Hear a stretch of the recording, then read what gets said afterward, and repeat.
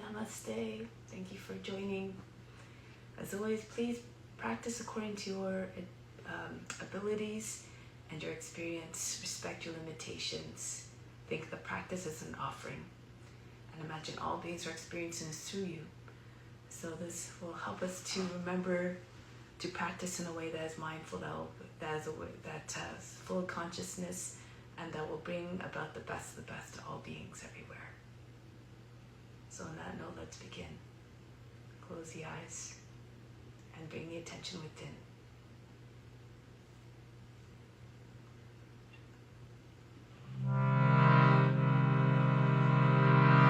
At the moment of creation, God became part of all living beings everywhere.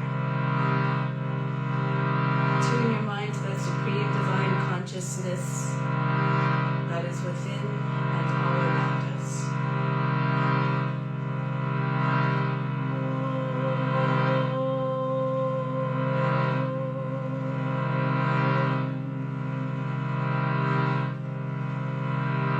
Fix your mind on that alone.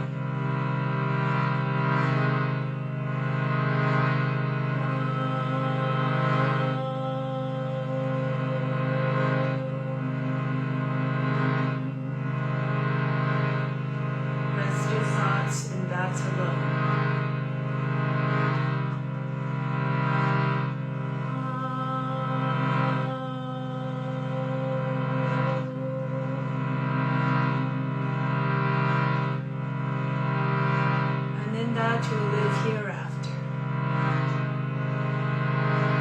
Of this there is no doubt.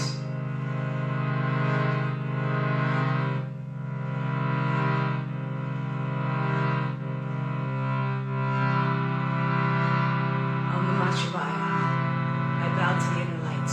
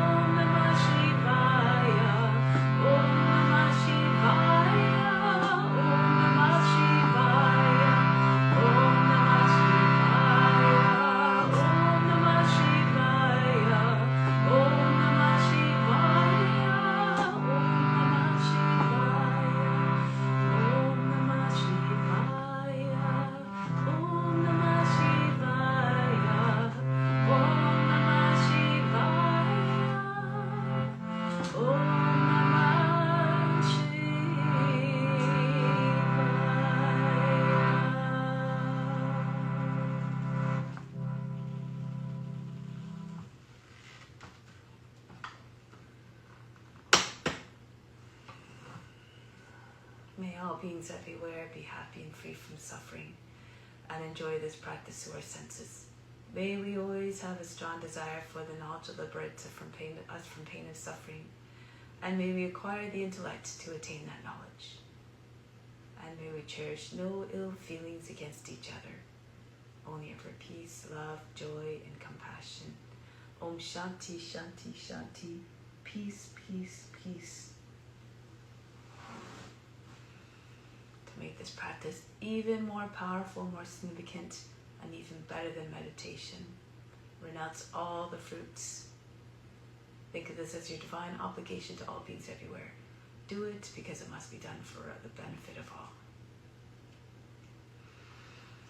So we'll start with a mantra for purification. If you don't know it, just imagine you're channeling the Guru, and the Guru is singing through you. You derive all the benefits all the same. We'll do it 3 times. If you do know it, do it with conviction and volume so it can be heard by all the subtle bodies within and all around us. Try to do each one in a single breath. Om Pavitraha Pavitra Va Sawa Vashtanga Topi Va Yaha Smrit Pandrikaksham Sabahya Bihantraha Stihi. Om Pavitraha Pavitra Va Sawa Vashtanga Topi Va Yaha Smrit Pandrikaksham Sabahya Bihantraha Stihi. Om Pavitraha Pavitra Va Sawa Vashtanga Topi Va Yaha Smrit Pandrikaksham Sabahya Bihantraha Stihi. Do spiritual breathing in order to connect on a deeper level to the divine within. Bring the arms up, the palms slightly turned up. From the fingertips, inhale down through the arms, right into spiritual heart, the best of the best. 3, 4, visualize it all flooding in. 6, 7, 8, holding it all in the center of the chest and right side of the physical heart. That's the location of the spiritual heart. Exhale out through the arms, just the breath leaves, everything that you pulled in stays within. 2, 3, 4, 5, 6, 7, 8. Inhale again, down through the arms, right into spiritual heart, a direct path to God. 4, 5, 6, 7, 8, holding it all in the heart as an offering to the Supreme Divine One. Exhale out through the arms, 2, 3, 4, 5, 6, 7, 8. One last time, inhale down through the arms, right into spiritual heart. 4, 5, 6, 7, 8. Holding again, all in the heart. Hold the attention of the breath there. Exhale out through the arms. 2, 3, 4, 5, 6, 7, 8. Bring the arms down now. So we will do some color breathing today in order to increase our aura. You can imagine there's a big sphere of colors surrounding you. And when you concentrate on a certain area of the body and you associate that, the color, you bring your attention to that area with that color that's associated with that area, then you get the healing effects as well, if that's your intention. So we're going to start at the root of the spine and the 2 chakras above that, which are fairly closely located together. So the whole area, imagine that it's all colored with red. So at the root, the sacral area, and the navel. Okay, so this helps to increase, as I said, the aura, which is our protection against psychic attacks, which is negative energy that's directed towards us, whether it's intentional or unintentional. So let's bring our attention there. The sound is ah, the color again, red.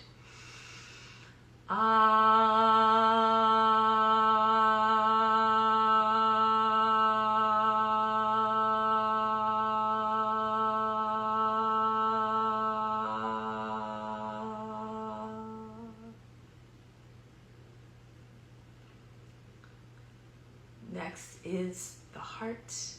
The color is green. The sound is you, a little bit of a higher pitch. So we're trying to bring about physical, emotional, and spiritual healing to the heart. Take a deep breath in, color green again at the heart. You.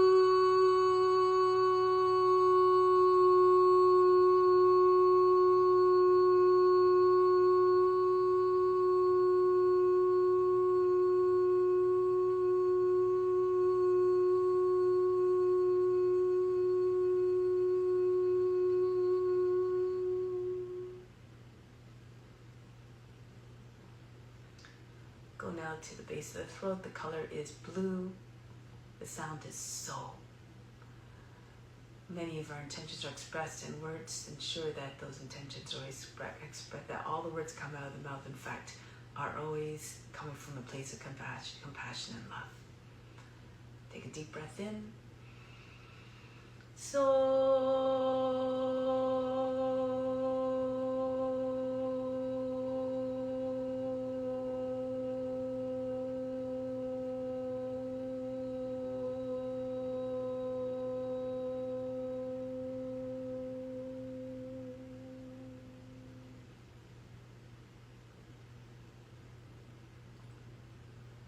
Now the attention is at the center of the forebrow. The color is another shade of blue, different from the one you pictured for the throat. This simulates the whole sinus area, the forehead, the eyes, the nose. So it's also co-located with the pituitary gland, which is the hub of the whole endocrine system. So bring your attention to this area, this general area. You will also help to bring all health, the health to all the glands. The sound is E. Inhale. E.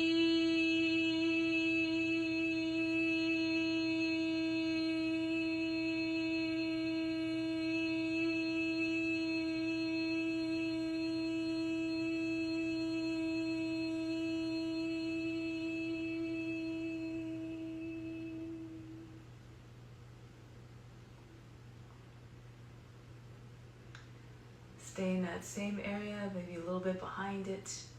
This time the sound is sun, S-U-N. Concentrate on the latter part of the sound produces vibrations, and imagine those vibrations strong enough to dislodge all the impurities from wherever they're residing in the body, which will eventually be carried out of the bloodstream, into the bloodstream and out of the body entirely. So again, center of the forebrow. Color is indigo. Take a deep breath in. Sun.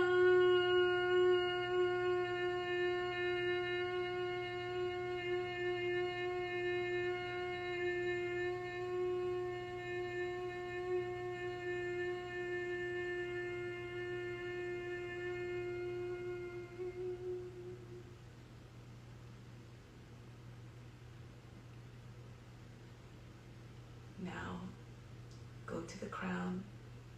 The color is violet. The sound is sum. The action of the lips pressing together and the pitch that you choose, you try to feel it at the top of the head.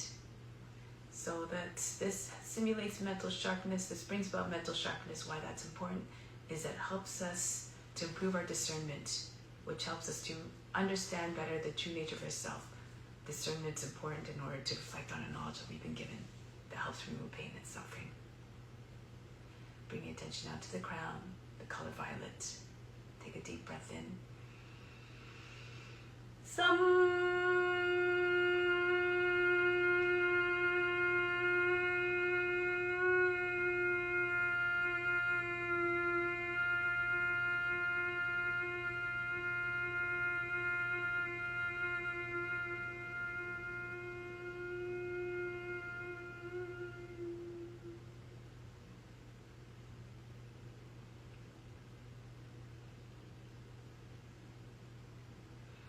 Since that's an important one, ultimately because knowledge helps us to really is the antidote to all pain and suffering. We'll do that one again. Inhale.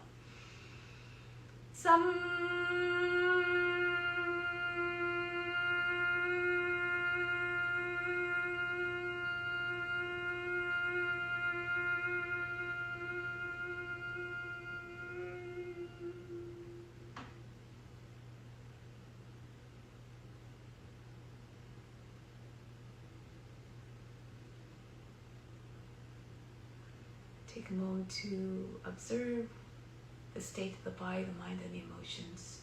Have no expectation as to what you observe, what you should or should not observe. Have no judgment as to what you do observe. Just be like the witness. The eternal witness is always within. We try to tune our minds to the supreme witness that is unchanging, ever unjudging, ever undisturbed.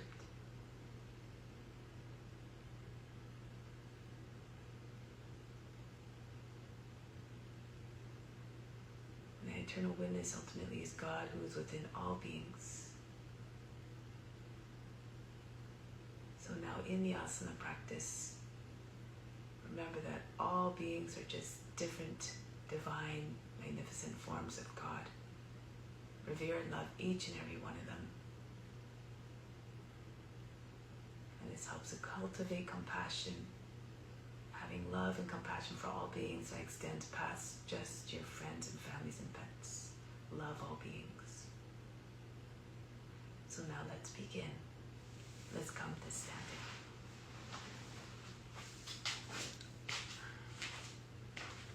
So start off some warm-ups, prepare the body for the practice. Hands on the hips, start to roll the head in circles. Try to get your ears to the shoulders, the chin to the chest, the back of the head to the top of the back.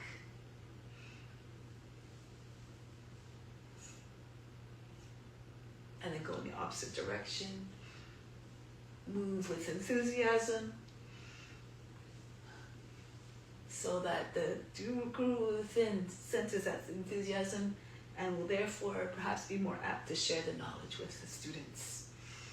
And now, right arm swings backwards. Make as though you're preparing to throw a ball, winding up. Loosen up the joint. Now go forward.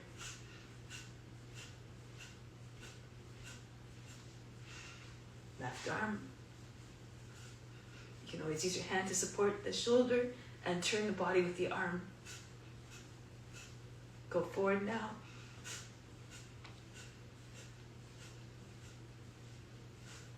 Now go up with both arms. Take hold of the opposite elbows, bend to the left. And then go to the right, push the hips and ribs out towards the left. Back to the right again. Stretch the whole side body, try not to make wrinkles on the underside, and go to the right again.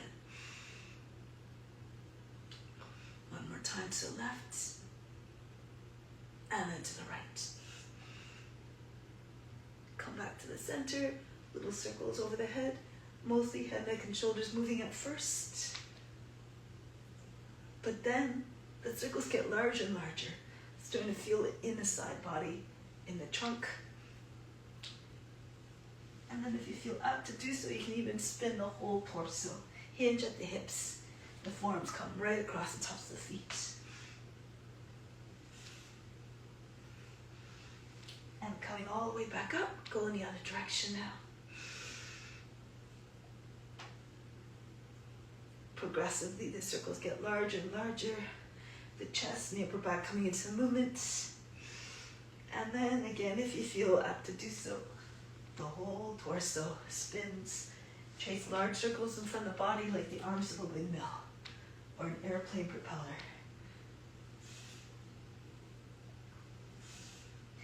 And then coming back up. Now release the arms, shake up the wrists, move the fingers extremely fast. So fast it's as though the hands might just fly off the wrists at any moment. Feel all the joints being shaken in the wrists and the fingers. Up and down like the wings of a hummingbird, the fingertips disappear. Good, arms by sides of the body, and then continue to shake the head, flying in all the directions. The arms hitting the body. Arms very loose. And then conclude. And now from here, arms by sides of the body, jump up and down. Dharmaji calls this Zulu jumping. Get as high as you can. Be like a child. You'll always be enthusiastic and joyful. On the left foot. On the right foot. Back. Maybe do little spins in the air.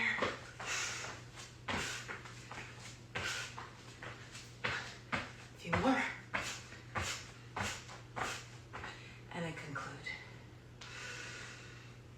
Take a deep breath in. Imagine the best of best again coming into the body from all around you, up the spine to the crown. Exhale, send it everywhere throughout the body. This next one, you can bring your left hand to a wall if you like. The right leg swings back and forth. Bend your toes back so you don't step your toes on the ground. The leg like a pendulum swinging heavily.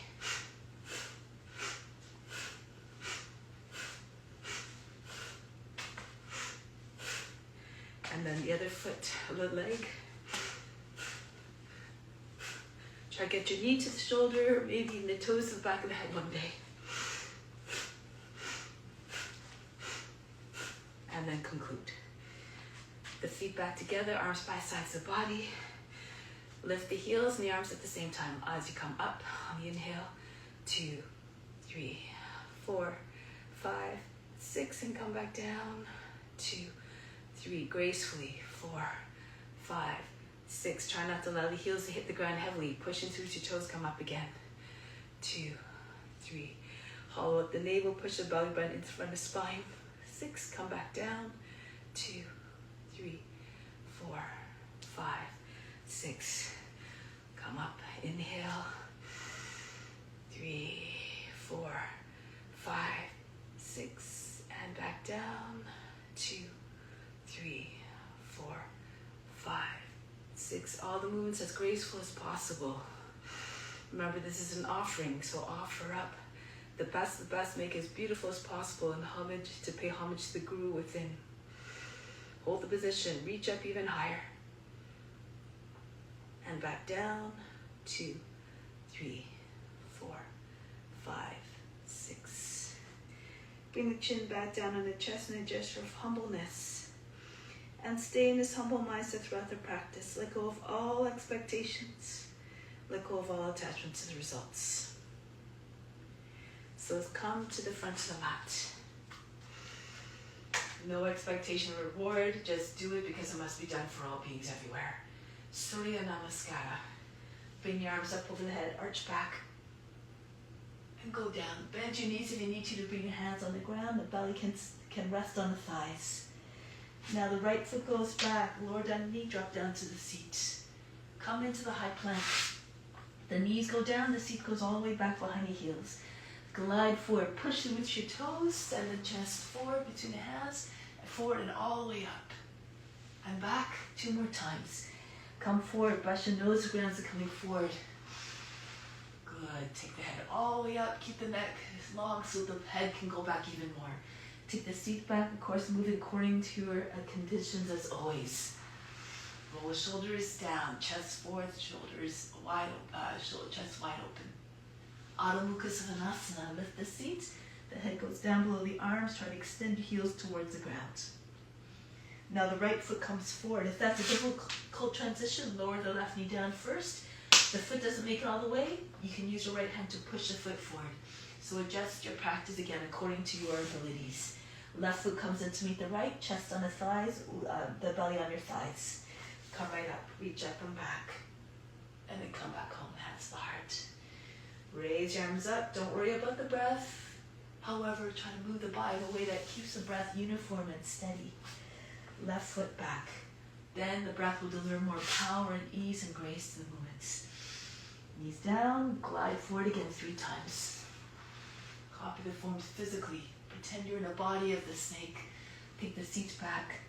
Copy them mentally as well and emotionally. Be regal and wise, fierce and fearless. Take the seats back.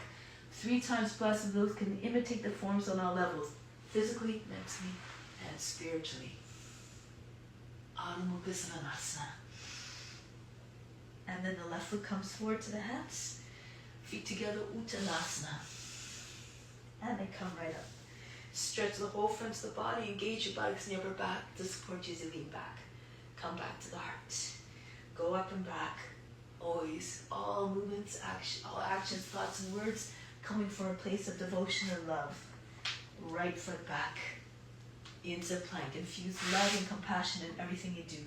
Knees down, the seat goes back. Again, glide forward between the arms. This time, press into your hands, lift the hips and knees away from the ground. Bend the toes under. Now here, if you can, if you feel comfortable, do so. Move the body a little bit. Push your shoulders back. Try not to create a big fold in the lower back and the back of the neck. Telescope your body, trunk out the hips. Back into Adho Mukha Svanasana. Bounce here as well. Try to get your chest close to the ground. Try not to bend the arms as you try to get your head down. If you're flexible, you can strike the forehead on the ground. Push the heels down towards the earth as well.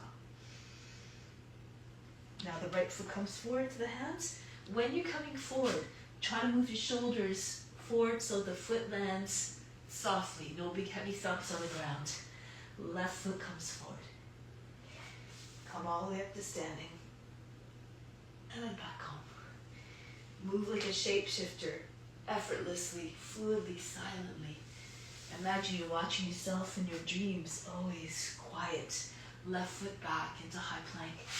So as to keep the mind in the still and quiet place as well. Take the seat back, glide between the arms, push into your hands. Again, if you can, lift the knees and hips away from the ground, upward facing dog.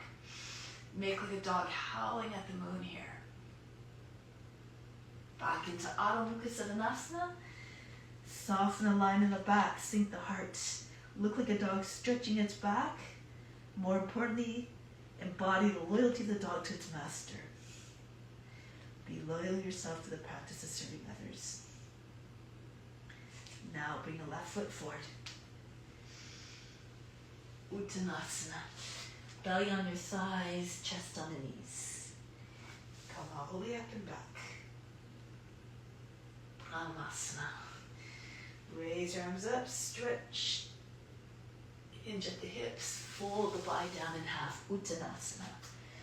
Right foot back. Into the plank. Ashtanga Namaskara. Knees, chest, forehead down. Right through into your upward facing dog. Adho Mukha Svanasana. Bring the right leg up. Lift the left heel at the same time as the right foot is coming up, and then see if you can get your head down again. If you can, touch your forehead to the ground. Lower the left heel now as you push the right foot even further up. You can rest the left forearm on the ground if you like. And now pick up the head, look between the hands, bring the foot forward again, quietly. Anjali Asana. Feet together, Uttanasana. And then rise up to standing. Back home, Pranayama. Go up and back. Fold the body down. Uttanasana, gesture of humbleness. The left foot back. Every posture has its particular consciousness. Tap into it. Ashtanga Namaskara, knees, chest, forehead down. Through to upward facing dog. The eyes up, the heart wide open. A gesture of devotion and surrender to the divine grace. Adho Mukha Svanasana, the eyes downcast, the head down. A gesture of lowliness. Left leg goes up. Bring the right heel up as well. And again, see if you can dive your head down. See if you can get your head to the ground. Push the right heel back down. And bring, if you like, the right forearm down. Try not to open up the hip. Now, look between your, pick up your head, look between your hands. Left foot comes forward. Uttanasana. See if you can get your seat in line, your heels set, detaching your belly from the thighs. If it doesn't happen, don't worry about it. Bend your knees as much as you need to. And then come right up again.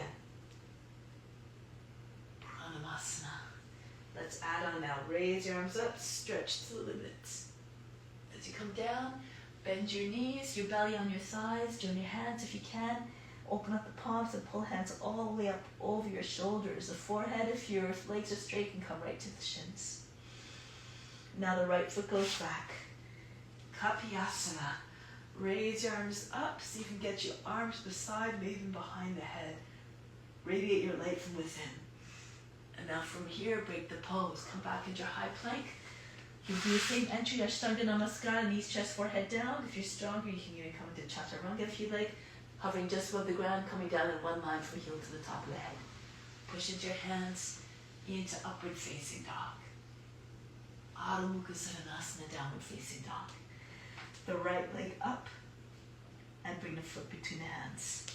Back knee down, drop down to seat, reach up and back. Sometimes it's good to change it up a little bit, but do so again in a mindful way. Protect your joints, protect your body. Swing your hands behind the back. Remember that practice is an offering. What you transmit to others is should be coming away from a place of mindfulness, awareness, and all the way up and back. Back home, Pranayama. And again, reach up, stretch, hinge at the hips, bow down, the head close to your feet. Left foot goes back, back knee down. Reach up and back, lean away from the front leg, push the lower back up and in. And then break the pose, come back into your high plank. And then down we go, any entry you like. If you're doing Chaturanga, your elbows roughly in line with your wrists, through into upward facing dog. Adho Mukha Svanasana. Left leg goes up. And bring the foot between the hands. Back knee down, drop down to the seat, reach up and back. Stretch. Swing your hands behind the back. Feet together. It's important to check things out, sometimes change it up. You have to eventually experience all forms, pass through all experiences on the way to self-realization. Hands back to the heart. But notice the effect on you and make sure you're not going to a place of pain or suffering so you don't project it to others. Again, come down, bend your knees, belly on your thighs, join your hands and pull them all the way up over your shoulders, maybe even in front of the head, depending on your flexibility. And then the left foot goes back, Kapiyasana. Make like a radiant crescent moon reflecting the light of the sun. Stretch the fingertips all the way down to the toes and right through into your high plank. And then into Urdhva Mukha Savasana, any transition you like.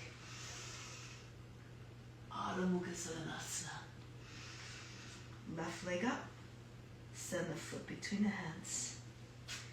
Back knee down, reach up and back. Your seat should be right close to front heel so you can keep your balance a little bit more easily.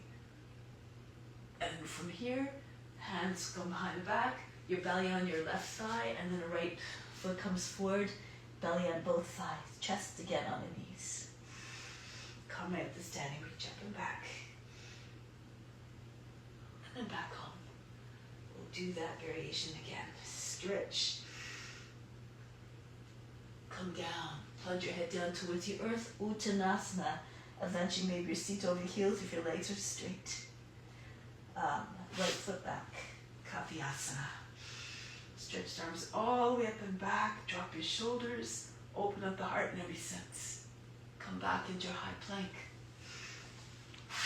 Another entry you can explore. Maybe if you're stronger, take your seat back, and if you know issues with your shoulders, pull the elbows in, turn the fingers out, and see if you can come through without touching your hips and your legs to the ground. Adho Mukha Savasana. The right leg up. Send the foot between the hands. You don't have to always do the same transitions so you don't create any repetitive strain injuries. Reach up and back, stretch. But swing your hands behind the back now, hands together. Uttanasana. Come up to standing, reach up and back. Hands back to the heart. But sometimes we have to strengthen the body and always go to the edge of your potential every time.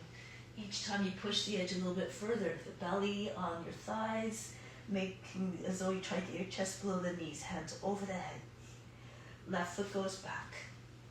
Kapiyasana. Back into high plank. Into Urdhva Mukha Savasana. With constant practice, you learn all sorts of tricks to come into the poses with ease, with grace, with power. Adho Mukha Savasana. Left leg goes back. I think I did this twice, but okay. Bring the left foot forward, reach up and back. Kapiyasana, stretch. And now close it up. Belly on your thighs, join your hands behind the back. The feet come together, Uttanasana. Come right up to standing, reach up and back, stretch. Hasta Uttanasana, standing salute. And bring your hands back to the heart. So drop your arms by sides body, stand tall like a mountain in Tadasana. Quiet, steady, unmovable. From the base of the spine, like the base of the mountain, breathe up to the crown, which is like the summit. Exhale back down to the base of the mountain or the spine. Be unshakable in your devotion to serve others. Good. Release. It's said in the Holy Scriptures in the Bible that, how's it go? I've lost my train of thought now. Oh, the greatest among us are the servants who serve with complete self, and the service has come from a place of complete selflessness. Now, standing on the left foot, take hold of the heel from the inside with the right hand. The right foot, bring the leg out to the side. If you're having trouble balancing, you can stand with your back against the wall or bring that 10-toe wall. Try to have your toes and fingers on the same line. Maybe it looks like a letter T, maybe like a letter Y. Lean a little bit to your left, or your legs higher. Exude the grace and the poise of a ballet dancer. Now from here, we're going to let go of the foot. Swing it back behind. If you can, but touching your foot to the ground. Bend your left knee if you need to. Bring your belly on your thigh. Take your arms out to the side. See if you can curve your back a little bit by bringing your right foot higher and pushing your shoulders back. Make like a gliding eagle. Now press into your left foot. Come up into angel. Again, if you can, keep your foot up. Arms out to the side, the great wings of an angel. Push your chest forward, the head goes up and back. Like you're offering yourself up for divine service. And bring the right foot back down. So next time, if you find you can't keep your balance, you can bring your toes on the ground. Modify as always as you need to. Anchor down to the right foot. Let's start again. Left foot goes up. The temperament unchanged, unbothered, unjudging. Whatever happens, just dance with it. Good. Now from here, lean to the right a little bit as your leg comes down. Come down. Imagine again you're diving down from a great height, soaring from a great height, a great speed like that magnificent eagle. See it in your mind, you become what you see in your imagination. Point the toes, palms down.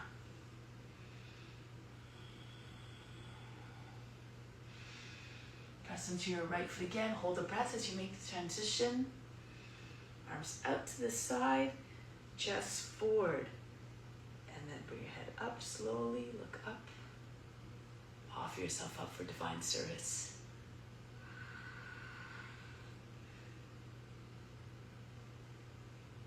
And break the pose, left foot comes back down. Take a deep breath in, imagine the best coming in from all directions, everywhere, through up the spine to the crown. Exhale, send it everywhere throughout the body. Send out to all beings as well. Everything always meant to be shared. Okay, so now we're going to bring your left foot forward. Your left fingertips down on the ground for Ardha Chandrasana. Raise a right leg up. And then bring the right arm up. If you can't open up easily, perhaps if your hand's too close, that might be one reason. So take your hand a little bit further out. If you really can't open up, you can bring your hand on a block or come down on your left knee. You can do it from here. So again, just do according to your abilities.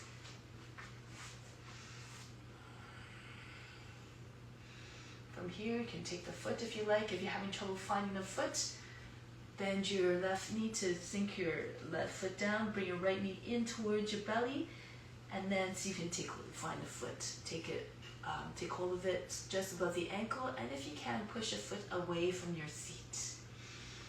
Open up through the chest. If you want, you can look down.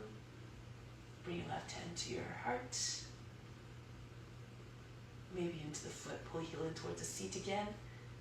Push the foot all the way up again.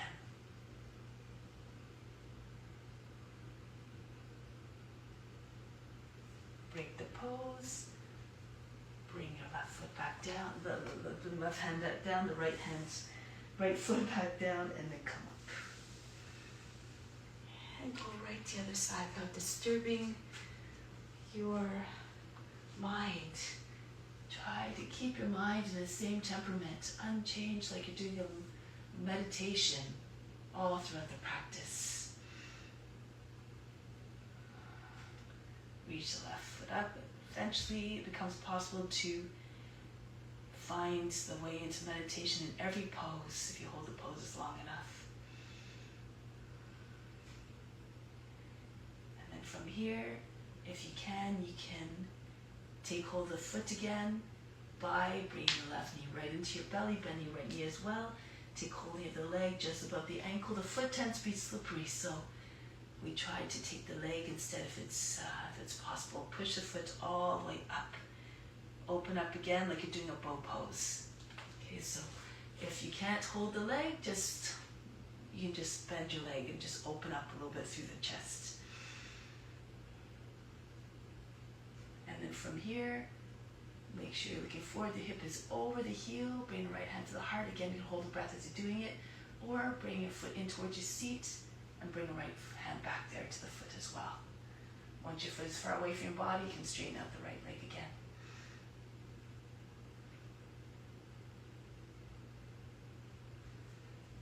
Break the pose. Left foot comes back down. Roll your way back up. Again, charge the body. Turn the palms forward. Imagine the best coming up through the spine to the crown. Send it everywhere throughout the body.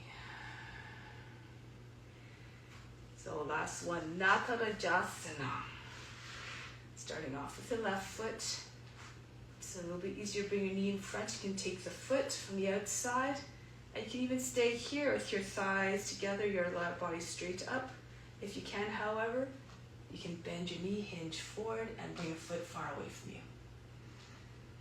You can again do the standing bow if you have that version. Or if you have good flexibility, advanced practitioner, if you know this one, bring the elbow inside the body, take the foot from the outside, bring your elbow forward, your elbow forward, and try to move the arm in a way that doesn't strain the shoulder. You can use a strap or wheel if you like. All different forms.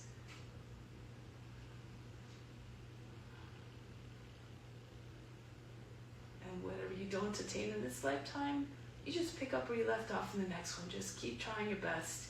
Go as far as you can in this life. Break the pose. Try it on the other side. Bring your left knee up. Remember, all sorts of progressions depending on your abilities.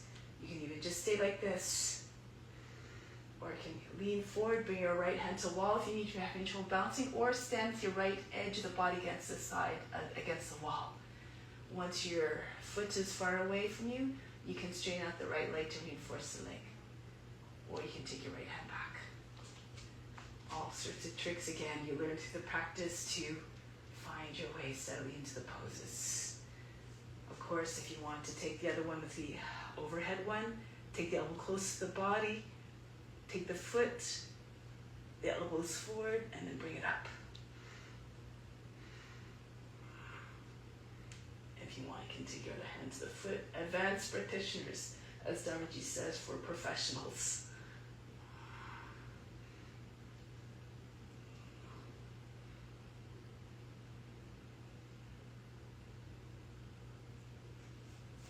Break the pose.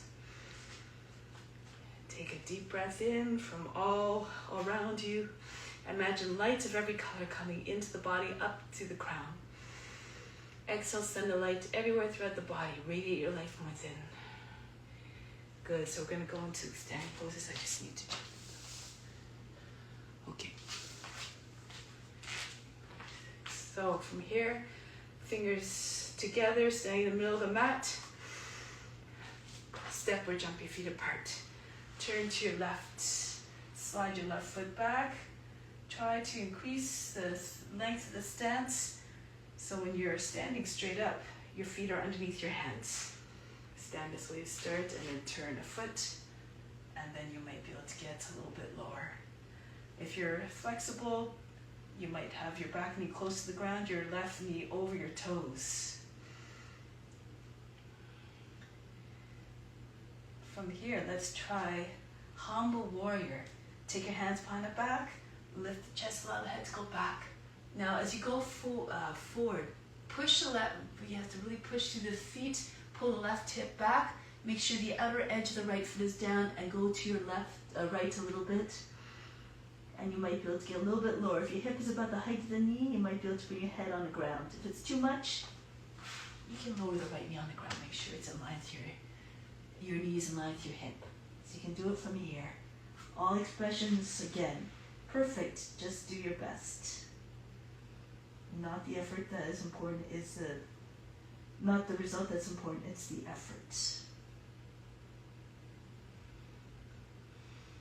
Come back up. Virabhadrasana 2 again. Now from here, turn on a ball of foot, lift the right heel. Raise right arm up.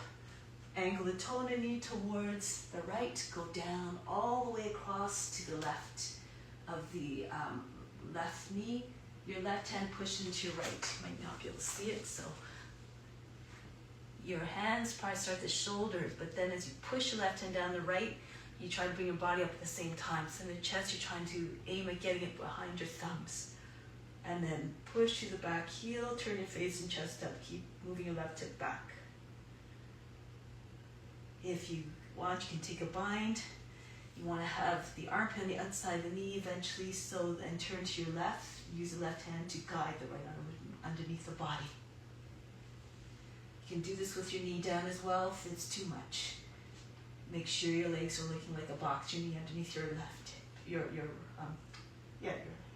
your hip. Turn the face and chest up again.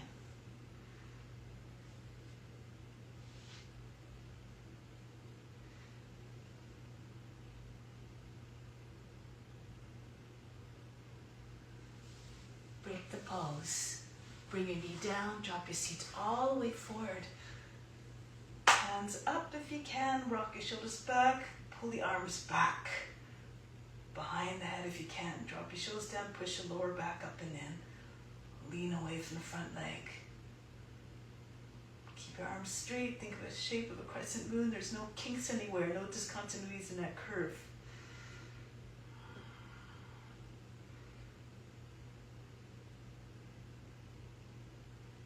Break the pose. The hands come down to the inside, left foot. The left one moves out to the left more, towards the edge of the mat.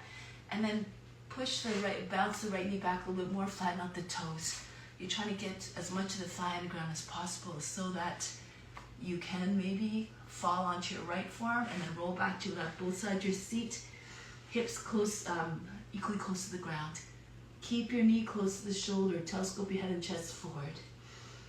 If you can get your hips down, maybe the belly and the chest will come down as well. Make sure your knee's not falling out to the side or your foot's not sliding away. Keep your shin vertical. If you're flexible, your arm could come right over your left foot. You can either bring your left arm underneath your leg from the outside and join your hands over your back. Merge as a form, now become one with the lizard.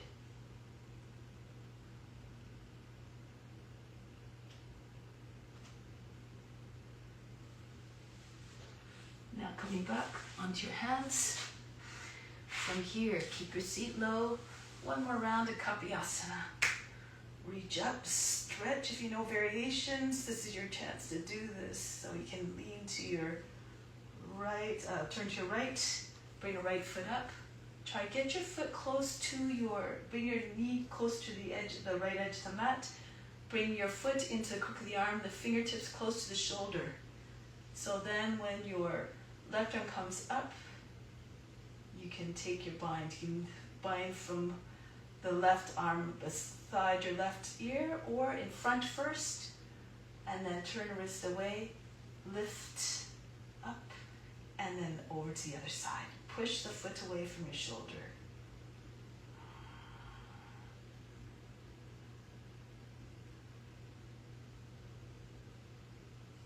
Break the pose. Bring your fingertips on the ground. Push your seat back, not just over the line of the hip and the knee in the same line. Pull the toes up on the front foot, bow to your leg. Bring your shoulder right against your left knee. Maybe you can bring your left cheek on your left inside of the inside of the left leg.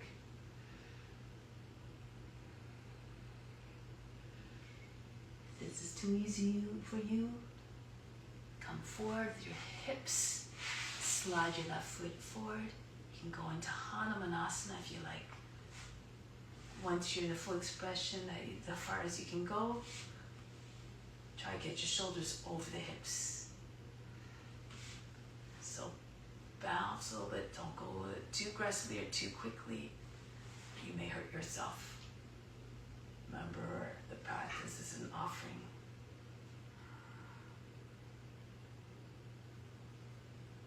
This pose expresses the courage and the devotion of Hanuman and the faith anything is possible. With constant practice, anger, determination, and adherence to the ethical rules.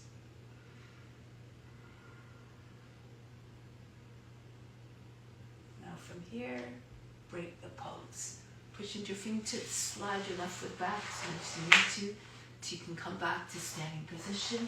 Your body between your feet and come all the way back up. So when you turn to the right, if you can't see the screen anymore, just turn around 180 degrees. Go into your Virabhadrasana again. Look over the front hand. Be steadfast in your practice, just like the warrior is steadfast in their duty to protect.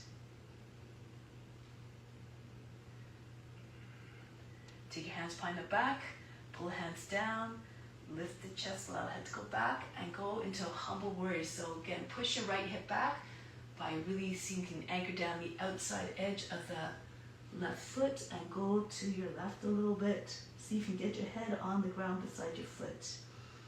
Modify the pose as you need to. Lower your left knee down if that's better for you.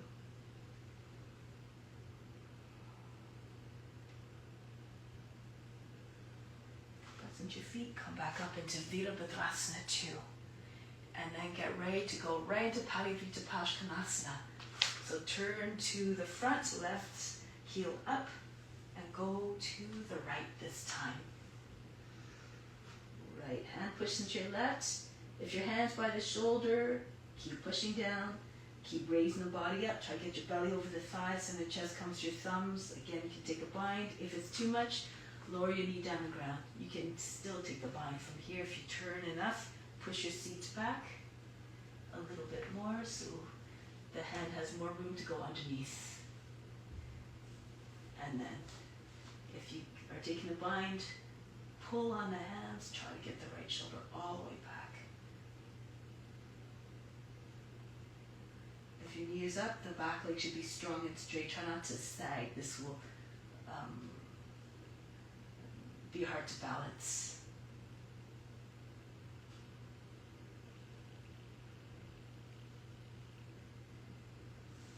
Break the pose. Look forward, the seat down. Kapiyasana. If it's too much for your shoulders, you can keep your hands on your knee, lean away from the front leg, or hands on the seat. If you have your hands on your back, imagine trying to remove all the wrinkles from underneath your skin, and underneath your hands on the skin. Pull the elbows close to one another. Oops.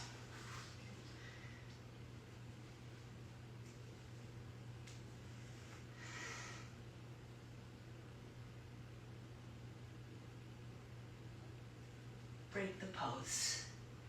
The hands the inside of the right foot. The right foot moves out to the edge of the mat. Bounce your left knee back. The more you lengthen, the more the body will get close to the ground. If your hips are low enough, fall onto your left forearm, roll back to the right, and keep telescoping head and chest forward. If your hips are not anywhere close to the ground, stay on your hands, but keep imagining your hips are made of lead, or that they're like sandbags just sinking down. Perhaps with your visualization, you might be able to come down more. In any expression you like. If you have a bind, you can take the bind at this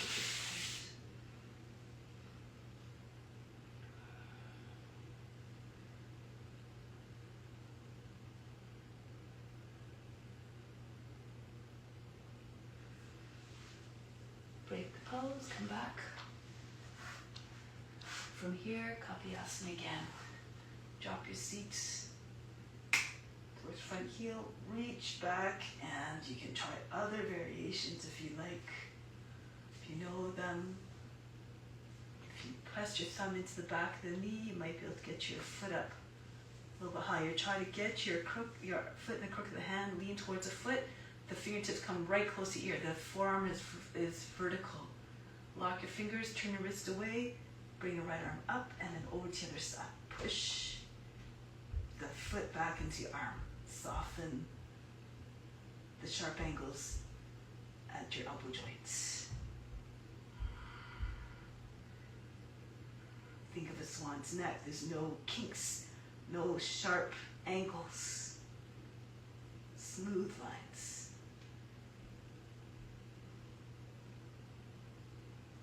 Break the pose, bring the foot close to your shoulder before letting it down. And from here, release the back. Bring your hips back, bring the right toes up, and rest your belly on your thigh. You can bring your left foot to the right if you like, to help with the balance. Bring your attention to where you want to find release. That's where the prana will go. Your attention is like a magnet. If this is easy for you, again, you can come into your Hanumanasana. Hinge forward, slide on the front heel. Might be necessary to slide on a slippery surface, so move forward until your foot is off the mat. And then bounce, not too hard again. Think of what you're transmitting through your practice. And if you like, and you're all the way down, if you're all the way down, you can take the arms up.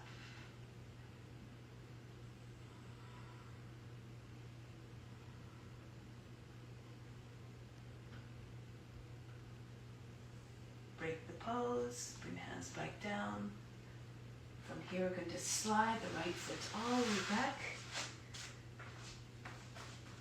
I'm going to just move myself a little bit. So depending on your knees, you can just sit on your heels and bring your hands back as far as you can. If you're more flexible, you don't have any issues with your knees, you can open up your feet, bring your seat between your heels, and come down further. You can come down on the forearms, and you might be able to come right on your back. Take both your opposite elbows, soften the knees as Dharma Ji says. Lift, inhale.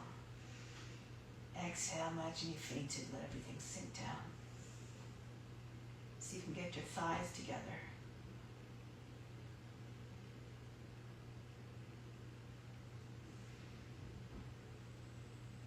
Now push into your feet. If you're all the way on your back, push into your feet, tuck the chin in, make your way back up. Right into plank. And then into Vasisthasana on your left hand first. Move your left hand over to the right, open up to the right. If you're dropping into the shoulder, your hips are sagging, it's better to bring your left knee down underneath your hip.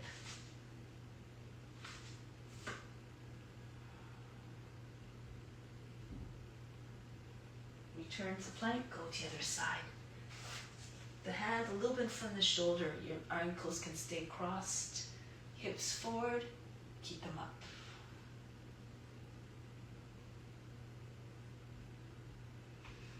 Break the pose. From here, sit in Thunderbolt. Raise on your heels, bring the right arm up, take hold of the elbow and push it all the way back behind the head. The right hand comes further down your back. And then if you have the mobility, you can bring your left arm down and up the back to meet it. Push into the back of the heart, lean back, drop your shoulders down. Try not to allow the body to sink back into your hips when you pull your hands further down your back.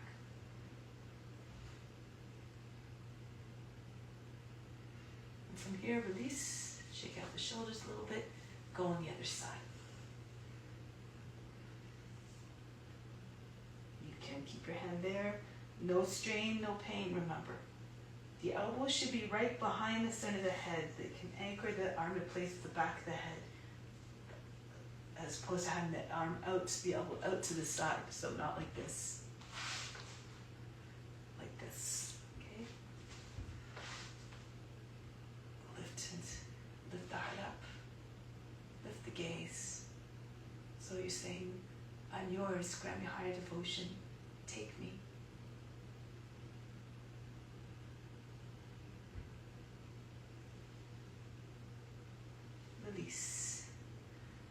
next one more round of Vasisthasana, any variation. If you have a variation, you can go ahead. Or you can still do the same pose as we just did. Just repeat it. If you're on your knee, you can raise your leg up or take hold of the foot.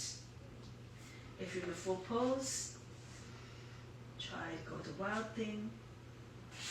Turn on the left foot as you're turning your chest and face up. Slide your right foot back. Move the left foot in as much as you need to so the inside edge foot is down. You have to turn the foot as well so the toes are in the same line as the rest of the leg. If your foot is turned too much, it's hard to get your inside edge foot down. So you can take the right knee up. And then maybe hold the knee. Or slide your hand up to the foot and take the foot.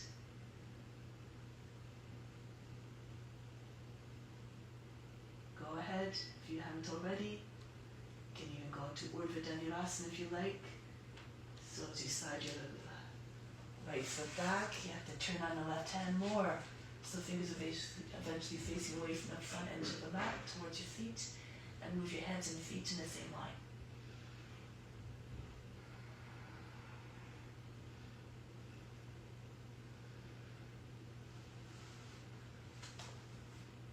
Come back the same way, keep your hip up. Turn on your left hand again. And then back into your plank. Go on the other side. If you're doing a Wild Thing, sometimes it helps come to downward facing dog first. The right hand plants down, and so when you turn, your hip is already up. Keep turning on the right foot, slide your left foot back, inside edge of the right foot down, the hip all the way up like you're doing an upward facing bow. And see if you can take your left foot up off the ground. And then maybe the foot. Again, according to your abilities.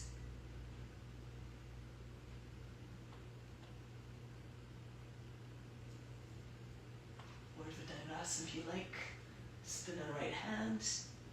Eventually your right foot moves back in line with your left hand comes beside your right. Don't have any expectation it's going to always happen the first time. Constant practice, angry determination, and all will come. Now from here, turn back, go back to plank. So from here, downward facing dog, lift the heels, lift the hands, jump forward. Come into your squat, push your thighs outwards, bring your wrists in between your elbows, shoulders back. Now bring your hands down, Kakasana or Bakasana if this is too easy. Your hands about 6 inches, 4 to 6 inches in front of your feet. Lift your heels, try keep when you're starting your head high in the seat. Squeeze your inside your thighs, your against your arms, your shoulders against your knees. Bring your shoulders forward over your fingertips when your heels are up. Hold your breath, really press the insides of your legs and close your ankles against your arms. So you can pull the toes away from the ground. If you want, you can tuck your chin in, bring your forehead down, come into perch your arm, keep your legs perched on your arms. If you feel confident to come up, go ahead.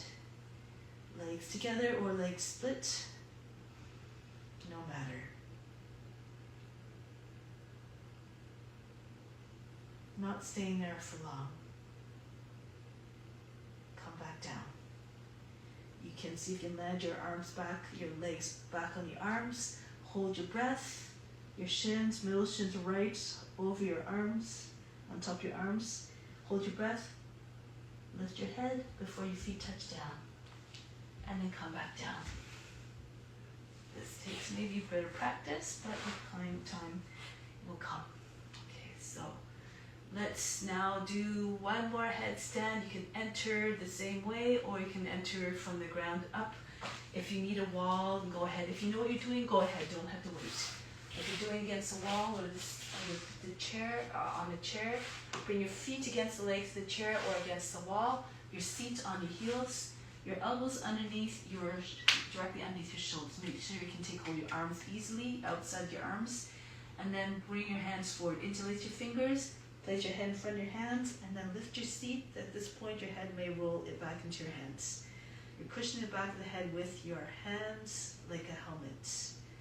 One foot on a wall, if it's on a wall, at the height of the hip, and then the other foot goes behind.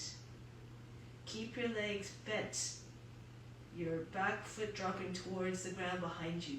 Bend your toes back to keep your, push to the base of your toes to keep your muscles, your core muscles engaged.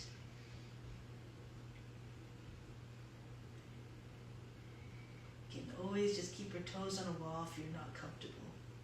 But eventually try to pull your heels and your toes, so it's just the base of the toes on the wall or the chair. Eventually, if you keep pushing with the back foot, you may be able to come off the wall.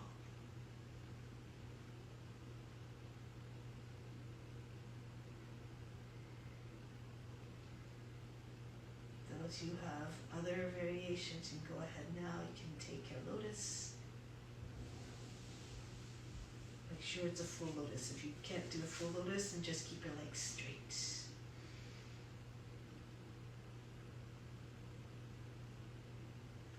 You can take your hands down flat on the ground. See if you can come up with your head. Push into your forearms, advanced practitioners again. So push into your forearms and then just tilt your head up.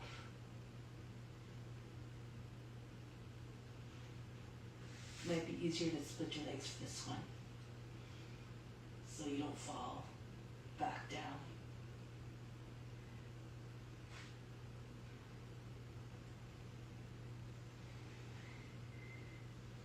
One more minute to play. You can also try to see if you can get just come on one arm, so keep one forearm on the ground, lean towards that forearm, and then bring your other hand out in front in tripod position. See if you can take your fingers, except for the index finger, up off the ground. Most of the weight on your arm and your head, so that you can eventually just come right on your fingernail and maybe up off the ground entirely.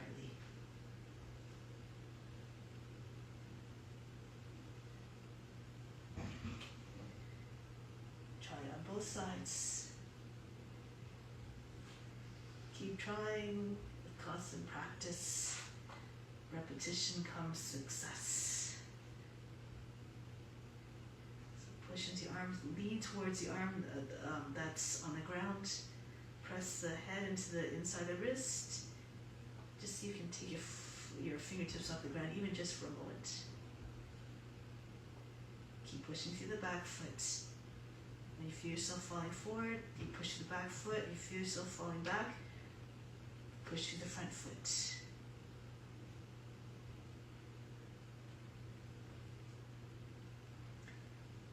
And then come down. Come into child's pose. Breathe in and breathe out. Relax.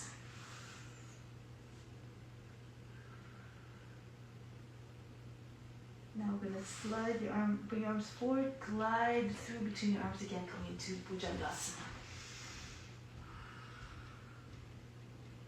Adho Mukha Svanasana.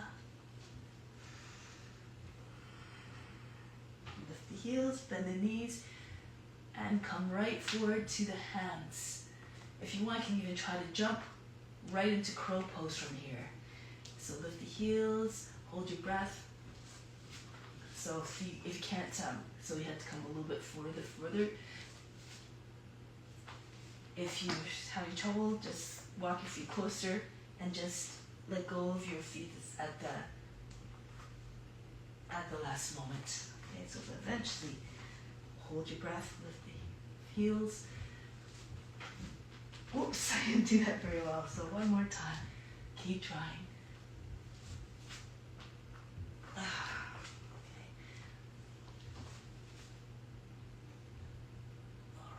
Feet down, from here into chair pose.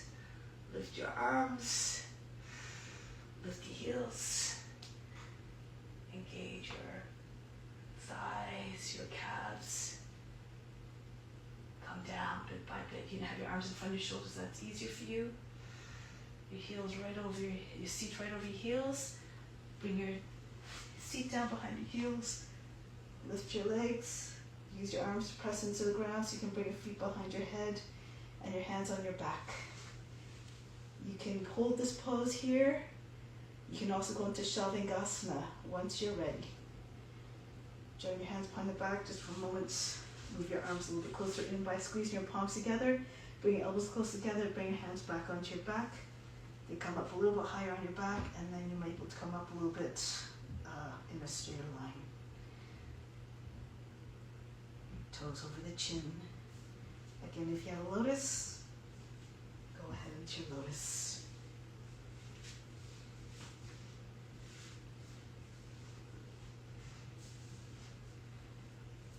Push into your thighs. If you like, try to get your knees higher than your hips. Bring your attention to the space between the eyebrows. Nothing to do, nowhere to go but deep within.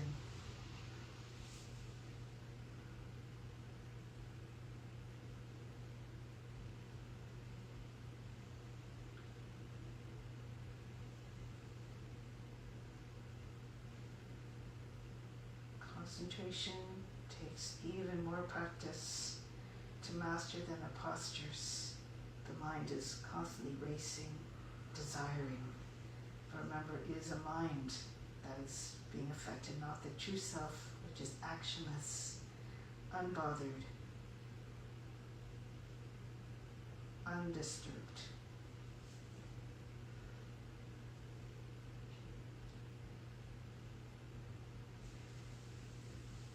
Make your way into cloud pose. If you have a lotus, you can keep a lotus. If you know how to take the bind, Pindasana, you can go ahead. You bind around your legs and your hands will be just underneath your seat. If you don't have a lotus, plow pose or Karnapidasana. With your thighs against your body, your knees on either side of the head, it's an option as well.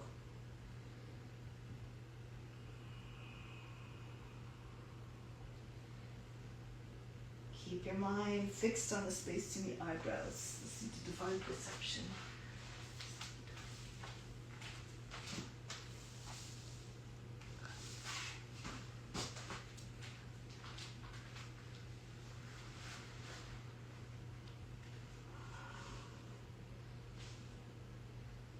Those of you who know this one, so if you don't know what I'm talking about, if you can't follow what I'm saying, then just stay in your plow pose.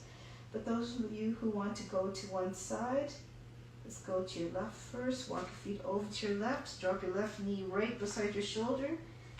You can bring your right hand in front of you, arm on the right side of the head, and bring your right knee down, and then roll your way up, coming into camel. Just for a moment. And then come back down. So come back into the same pose previously. You bring your head down from your knees. Your left shoulder goes down from your left knee, and then push into come back. Keep your seat up, come into plow. Go to the other side. Walk your feet over towards your right. Your knee drops down, right knee beside your right shoulder. You can bring your left hand beside your head if you need to bring your left knee down beside the right. Again, come up into your camel. So you're on the outside of the mat when you come into your camel. But then you come back to the same place in plow. Come back down into hare pose. Right shoulder in front of your right knee. The right side of the head on the ground. Keep pushing to your shoulder until you come back. All this unnecessary, not important. Just if you know that if you want. Now make your way down.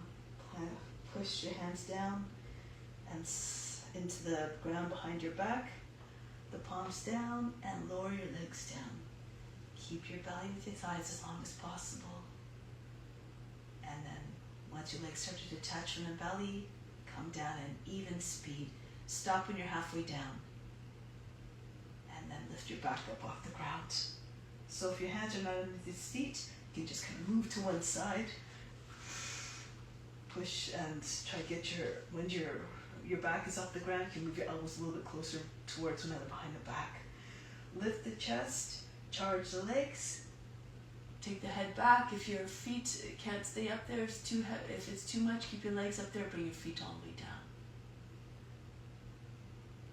Now breathe very fast and nose like a sniffing dog. Bust your breath.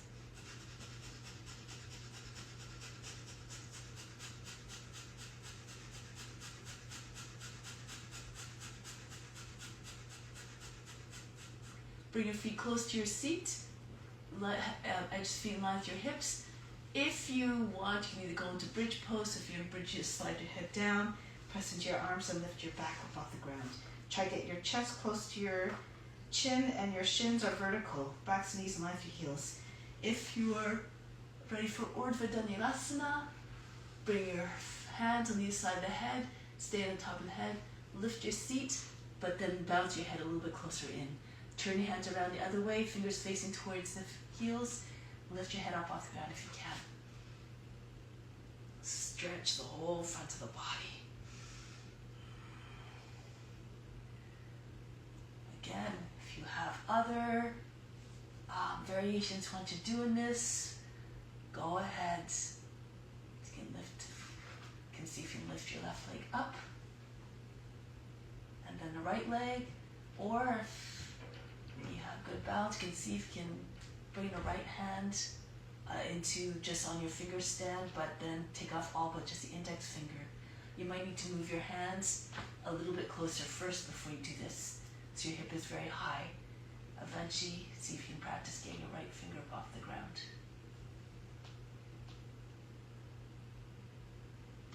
And of course, you do the other side. So if you're raising the right leg now, adjust your hands, come into finger stand with your left hand this time, fingers facing away, and then come off all but just one finger at a time until you're just on the index finger. You have to push through that raised leg, the foot, and see if you can take your hand up off the ground.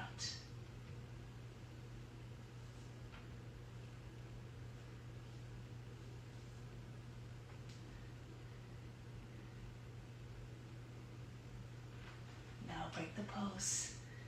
Come back down onto your back. Breathe in.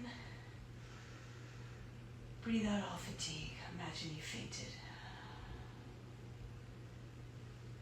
Bring your right leg up. If you need to, slide your left leg in. Bring the right knee to the shoulder. Take hold of the ankle. And then once your knee's on the shoulder, you can start to pull the foot, the leg towards you. Try to get your shin close to your face. And then you can extend your left leg if you can. If you're very flexible, so you might be able to go into infinity pose. So you bring your foot down right beside your shoulder, right beside your head, your knees and your armpits.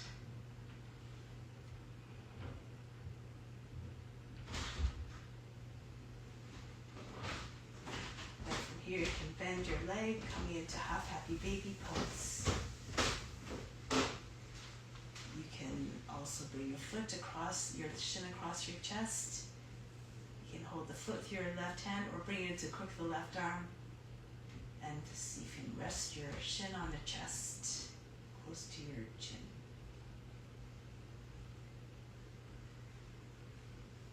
If you're very flexible, you can also do happy baby, leg behind the head. You may need to bring your left knee in, come into a tuck. Move the right arm in front of your leg. So do this. You want to bring your right arm right over top of the outside, the back of the leg, close to your knee. Okay, so like this. And lift your shoulders up the mat, pull the foot behind you and behind the head. So you get your foot behind the head. Of course, you're on your back when you're doing that. Okay, so just move your body a little bit.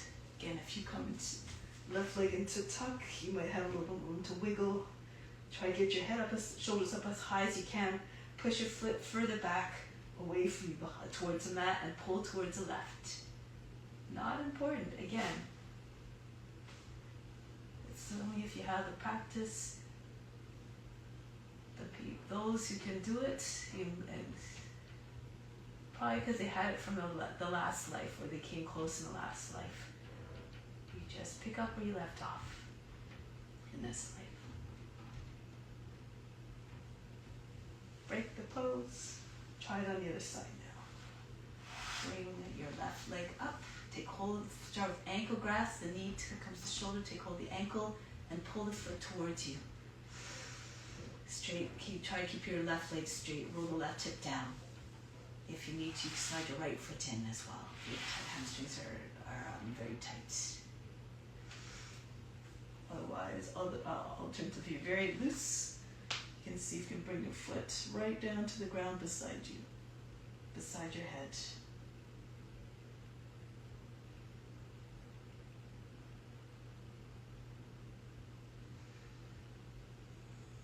Half happy baby pose. Bring your foot again in line with your knee. You can stay there, or you can bring the foot over to the right. Hold the right hand, or bring it to the crook of the right arm, and see if you can hug your leg to your body. So the shin right across the chest.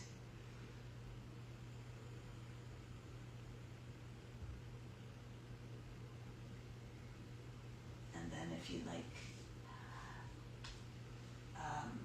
leg behind the head, bring your foot back, bring your left arm over the back of the leg, right close to your knee. Bring the right knee in again, right to your shoulder, come into tuck, and just keep wiggling. Try to get your knee as high as possible, close just beside your left ear.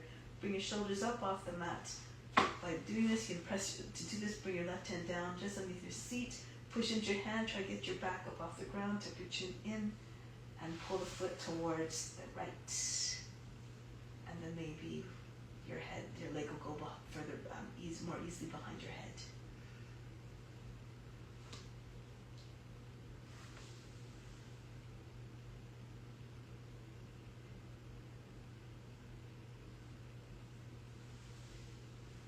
Break the pose. Breathe in. Breathe out. So now let's make our way back to seat position. Cross your ankles. Come onto your belly. Flatten out your toes, roll the shoulders back. Make your way into Bhujangasana. If it's too much, you can stay with your hands on the ground. Push your chest forward, the shoulders go back. The head goes up. Try not to jam your neck up between your shoulders and your ears. Keep your shoulders down. You can stay in Sphinx pose, be stoic and solid like the Sphinx that have stood the test of time. You're still here after so many countless years. Eventually, you can lift your elbows up off the ground. Bring your hands where the elbows were and keep moving deeper into the pose. Keep your thighs on the ground. This is not an upward facing dog. Each time you move your hands closer, take pause, come up. Eventually the whole top of the body from the top of the legs up or off the ground. If you're more flexible, bring your hands right in front of your hips. As close as possible, push into your fingertips. Tent your hands like a finger stand. Open up your legs. Bring the head back. And see if you can get your toes to your head. Imagine you're squeezing the socks behind your knees.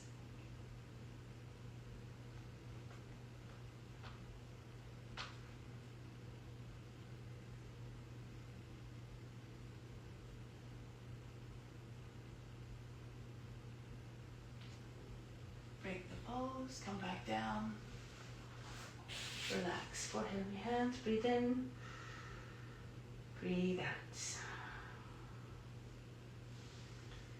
Bring your feet up, bow pose. You can take hold of, bring your right arm on the ground, take hold of the left leg just above the ankle again, push your foot up as high as you can. Hold in place by pushing your foot far away from you. Pull with your hand, pull with your leg, and then see if you can get your other leg up. If you pull on your legs, you might be able to get your feet up higher. You can rock if you like. You might be able to come right back onto your thighs.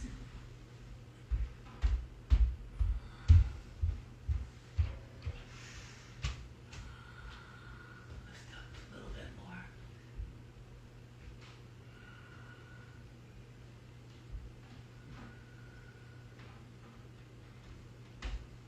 Hold the pose, surrender to the pose. When you hold hold the pose long enough, as Dharmaji says, it starts to whisper its secrets to you. If you need to break the pose, break the pose. Take no more than 2 or 3 seconds in the pose. Take a breath in and then come back up. Don't lose, so you don't lose your enthusiasm. If you want to try the the overhead one, if you have the flexibility, sometimes it's best to take one foot first. Take the foot up, the elbow. Try to keep it in line with the shoulder or higher, and bring your elbow forward. Again, move in a way that doesn't hurt the joints. If you can't get the other foot up the same way, then just hold it. Maybe just do one side like that.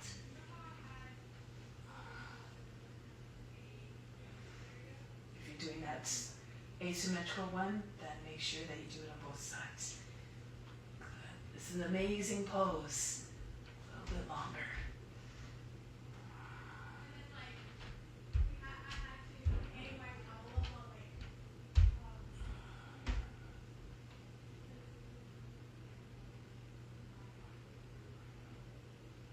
Offer up the pose.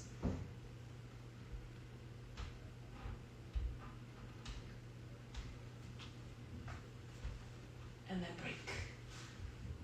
Forehead and hands, breathe in, breathe out. Make your way back up to seated position, bring legs around. Oops, I might be over time. So I can't see the clock from here. So you can do a lotus if you like, or Adho Matsyendrasana, your left leg folded under, your right foot on the outside, the left knee. Make sure you're not sitting on the foot. The right hand behind your back, left arm up, go to the right. If you can't get both sides of your seat down, just extend your left leg and do it from here. Your foot should be beyond the knee if your leg is straight. Keep your back straight, don't lean back.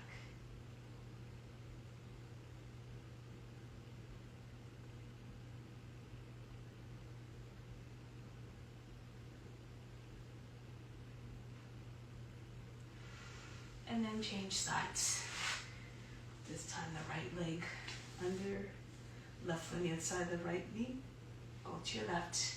If you're doing this full pose, you can take your hand to your heel if you like. Pull on the heel as you turn. Imagine trying to push the left knee beyond the right edge of the body. Chin in line with your back shoulder.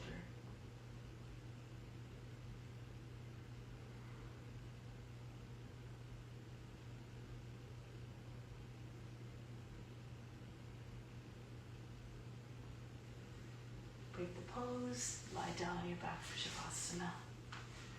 Make your way down.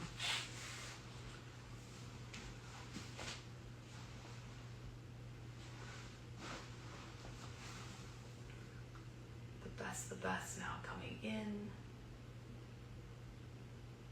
to the body. It comes in fuller force as a result of you offering up your practice. You attract good karma with good actions, thoughts, and words. And conversely, similarly, when you're not in alignment with the ethical rules, when your behavior reflects not observing the ethical rules, then some spiritual correction may be needed. But be grateful for all the experiences, for they all help us to evolve in some way or other.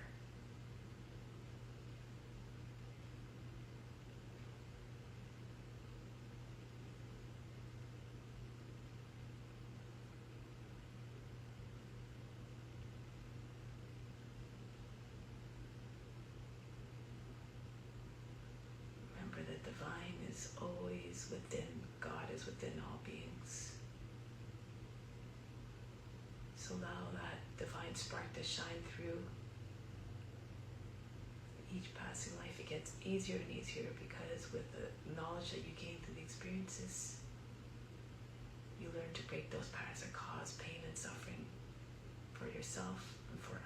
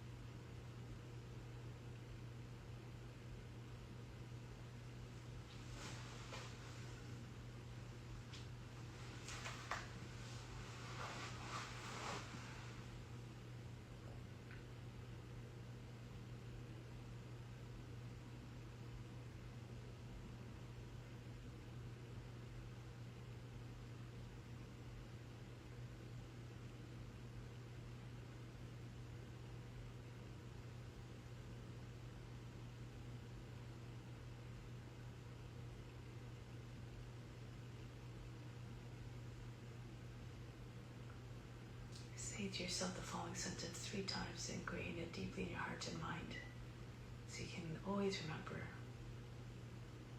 I see the divine within each and every being. Repeat that to yourself 3 times mentally. And then in all your interactions in your day-to-day lives, it becomes practically impossible to want to do harm to any being. If you see God in them, how can you want to bring harm and hurt to them?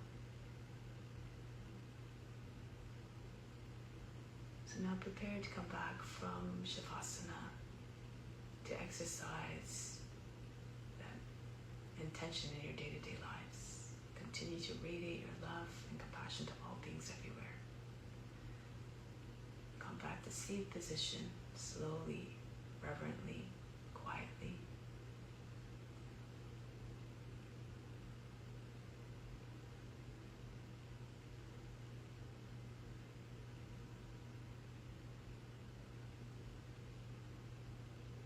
Close with Om Shanti, Shanti, Shanti.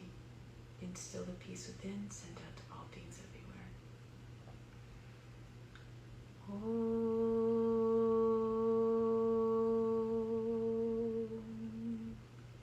Shanti, Shanti, Shanti. Be receptive to the grace of God. All is within. Namaste. Thank you so much for joining. Much love. I hope to see you soon.